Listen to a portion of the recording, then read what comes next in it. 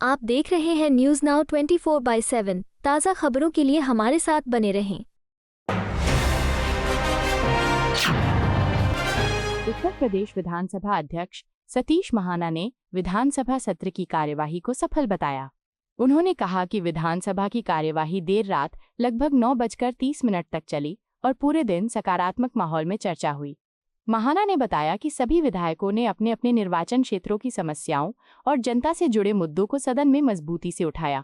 उन्होंने कहा कि सरकार की ओर से भी सभी सवालों का संतोषजनक उत्तर दिया गया। विधानसभा अध्यक्ष ने कहा कि लोकतंत्र में विधानसभा बहस और चर्चा का सबसे महत्वपूर्ण मंच होता है, जहां जनता की आवाज उठाई जाती है।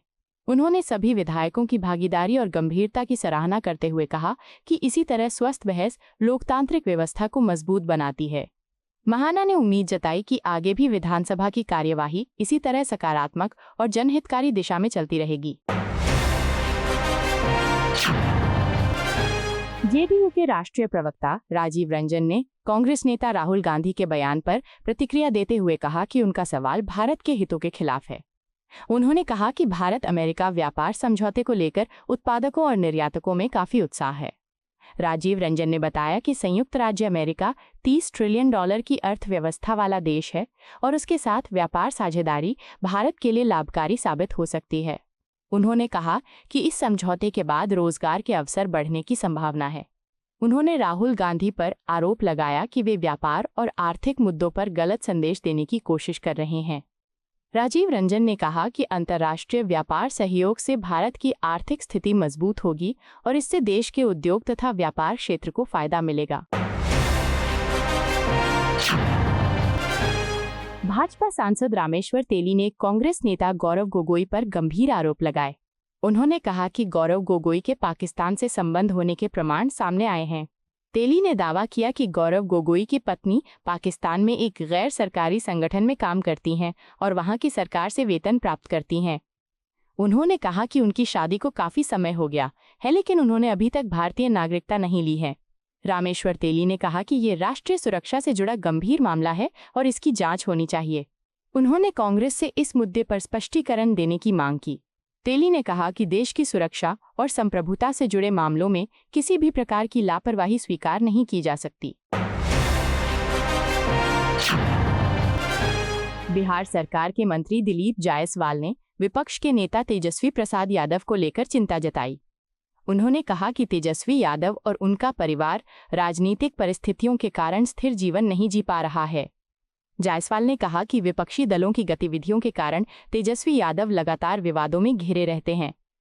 उन्होंने कहा कि राजनीतिक प्रतिस्पर्धा लोकतंत्र का हिस्सा है, लेकिन व्यक्तिगत जीवन पर इसका नकारात्मक असर नहीं पड़ना चाहिए।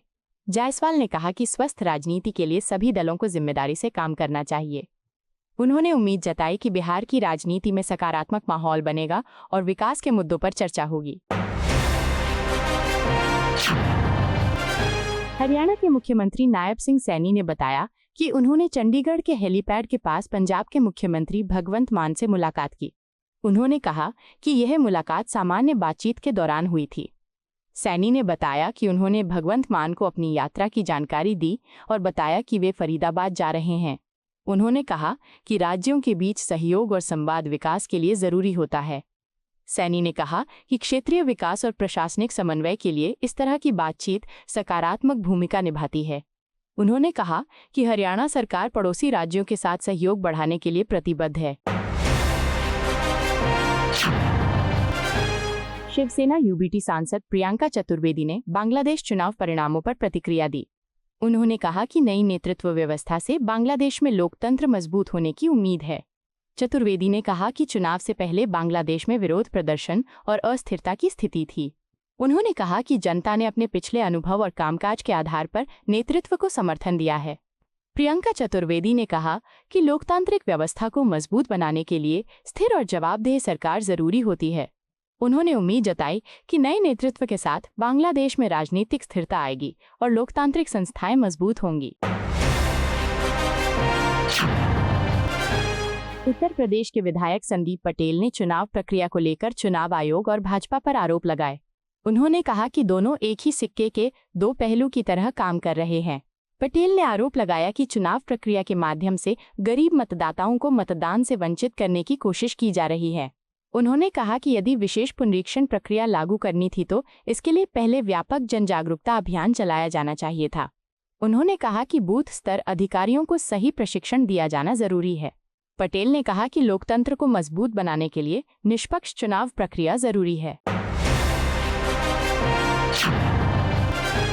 मुख्यमंत्री रेखा गुप्ता ने केरल में भाजपा पार्षदों की जीत को बड़ा बदलाव बताया। उन्होंने कहा कि यह परिणाम राज्य में नई राजनीतिक दिशा का संकेत देता है। गुप्ता ने कहा कि भाजपा की बढ़ती स्वीकार्यता दिखाती है कि जनता विकास और नई नीतियों को समर्थन दे रही है। उन्होंने कहा कि यह जीत लोकतांत्रिक प्रक्रिया में जनता के विश्वास को दर्शाती है। गुप्ता ने उम्मीद जताई कि भाजपा के प्रतिनिधि स्थानीय स्तर पर विकास कार्यों को आगे बढ़ाएंगे। भाजपा विधायक विक्रम रंधावा ने कहा कि जमाते इस्लामी जैसे संगठनों के प्रभाव वाले समूह अब कमजोर हो रहे हैं। उन्होंने कहा कि बांग्लादेश के चुनाव परिणामों से यह स्पष्ट हुआ है कि जनता सकारात्मक सोच के साथ बदलाव चाहती है। रंधावा ने कहा कि खालिदा जिया की पार्टी को जनता का समर्थन मिलना इस बदलाव का संकेत है। उन्होंने कहा कि क्षेत्र में लोकतांत्रिक ताकतों का मजबूत होना शांति और स्थिरता के लिए जरूरी है। केंद्रीय मंत्री किरेन रिजिजू ने आरोप लगाया कि राहुल गांधी ने बजट भाषण के दौरान संसदीय नियमों का उल्लंघन किया। उन्होंने कहा कि राहुल गांधी ने एक अप्रकाशित किताब का हवाला दिया और प्रधानमंत्री के खिलाफ अनुचित भाषा का इस्तेमाल किया, साथ ही कई तथ्यहीन दावे किए।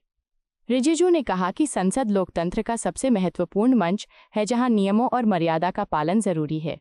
उन्होंने बताया कि सरकार इस मुद्दे पर नोटिस जारी करना चाहती थी। रिजिजू ने कहा कि विपक्ष को सरकार से सवाल पूछने का अधिकार है, लेकिन ये जिम्मेदारी और तथ्यों के आधार पर होना चाहिए। आपको यह वीडियो पसंद आया हो तो इसे लाइक करें, हमारे चैनल को सब्सक्राइब करें।